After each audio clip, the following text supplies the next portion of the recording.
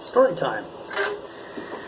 So I thought I would make some videos of stories that I have from over the years of living in Tennessee. My one grandmother had always told me, she's like, always journal everything, journal all your stories and stuff like that, and just so you have a record of it and you can look back in the future. And I never did. So I thought the other night, I was like, I'll think of some of the stories or fun memories I have, and I'll write it down. And that list grew and grew and grew, and I finally decided, why don't I just make some videos, talk about it. It's kind of more for myself. I have a record of it then, and just get to share it. So I guess I was thinking about starting out with my first trip to Nashville. As soon as I had the itch to play music and try to give it a go around in Tennessee, I went down there with my grandfather when it was 2001. It was the first trip we took down there. Stayed in Brentwood. Somebody had recommended it to us. We stayed at a hotel there in Brentwood, Tennessee, which is just a little south of Nashville. Did the touristy things. Went downtown, caught a couple bands. I was under 21, so after 10 o'clock you couldn't get into the bars unless you were accompanied by a parent or guardian. And then I'm not even sure if that was legit, but there's one bar we went into at Roberts, Western World, and we listened to a band there, and the guy was interested in having me come up and play a song, but he wanted to wait till the end of the night, which I totally understand. You never know what it's going to sound like. So it was probably, 10:30, 11 o'clock, the end of that shift or whatever. They had me come up and play a song.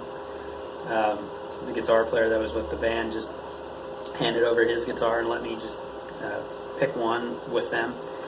That guitar player was, they called him Sparky, Mark Mateka. He was the guitar player for Charlie Daniels,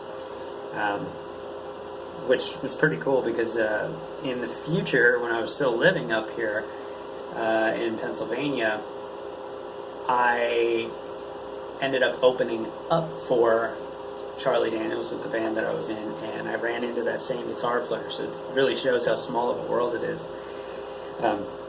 So that was my first time just kind of like picking in Tennessee. Was that band let me come up that night. I think the guy's name was John England, who's the singer. Pretty cool memory there. We hit the Opry Mills Mall and all that stuff, like everybody does, I'm sure. Still had the Gibson Guitar Store at that time, which is pretty cool because I just went in and sat down and just picked up guitars and started playing. I was like, who knows, somebody's going to hear me, and just boom, just like that, you're going to be, on the road or in a studio or something. So I tried to think of the hardest stuff I could play, and I'd sit there, grab a Chet Atkins guitar off the wall, and I started playing some Chet Atkins riff, and I was like, somebody's going to hear me. So that was a pretty cool memory that jumps out. We also, that trip, I already had known about Brent Mason and how the Nashville sound and recording and stuff worked. So just like thousands of other people, I always wanted to have my guitars pretty much mimic his.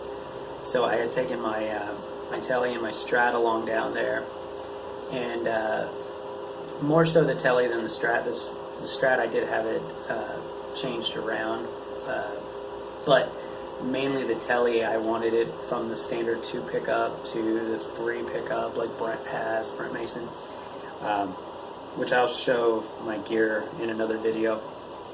But so while I was down there, I went to Joe Glazer's shop where this guitar player had his stuff worked on, and I had my guitars tweaked, which as a young kid and doing that, it was just like, oh my god, this is crazy. I'm having the same guy work on my guitars that worked on his. This is unreal. He was such a nice guy too. Like I'm sure thousands of people have done the exact same thing I did, so he's used to it, and just told me all these great stories and stuff like that. And it just awesome. His place tucked away in the middle of nowhere, basically. You don't know about it unless you know about it, which was cool. Let's see, what else happened? Oh, so right at the, while I was down there, a friend of ours, Bill Rarick was his name. He had been a couple different things he's done, but he was the road manager for Eddie Rabbitt, and he was in Dolly Parton's band, Tanya Tucker's band, and stuff like that. And his brother has a band here in Pennsylvania, and that's where I cut my teeth playing guitar with him. So when I was down there, we contacted him, and he took us backstage at the Grand Ole Opry. We got to sit on the stage and watch the performance that night, which it was actually Craig Morgan's first Opry appearance that night. So if I ever can find some videos of that, I'll see if I can find myself on there. But I've tried to look, but it's hard. But yeah, that blew my mind. Once again, I was like 15, I think, while I was there, and it's sitting on the Opry stage. And growing up listening to country music, watching it on TV, watching the Opry, watching all these players, and then I finally had the chance to go there, and all in 1 week. It was just like mind overload. And then on our last day, we were getting ready to leave, or packing up to get ready to leave the next morning, and we got a phone call from Bill, and he's like, "Hey Cody, I know you like Brent Mason, and I called Brent, and he's doing a studio session over at Ocean Way for Christian, and I'm sorry, no, that wasn't Christian on this one. I apologize. That was Carrie Harvick was the girl's name, and he said, I spoke to Brent, and he would love for you to come out and meet him. We instantly went to the front desk and we're like, we need another day. We can't leave yet. So we stayed, and man, it's just, talk about meeting your idol. Went to Ocean Way Studio, and I was blown away. It was the first time seeing a studio and seeing catering and like how they do all of that. And got to meet Brent, got to meet the artist that was playing that day. Eddie Bears, Paul Franklin, just the greats. They were all in this.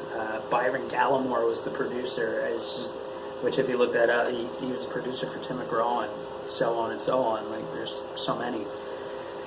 I was just completely taken back. The first and greatest memory of Tennessee was that year, 2001.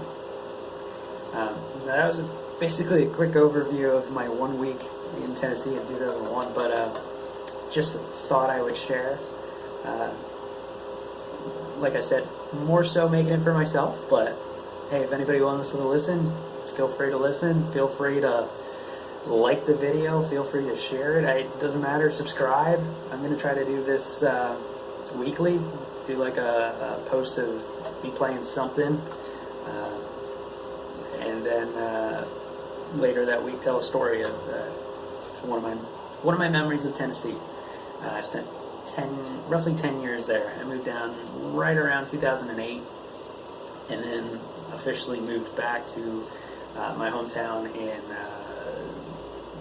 17, going into 18, till we had everything out. So, yeah, who knows? Maybe end up back there one day. You never know. You never know. But, yeah, hope you all enjoyed, and stay tuned for another one. See y'all.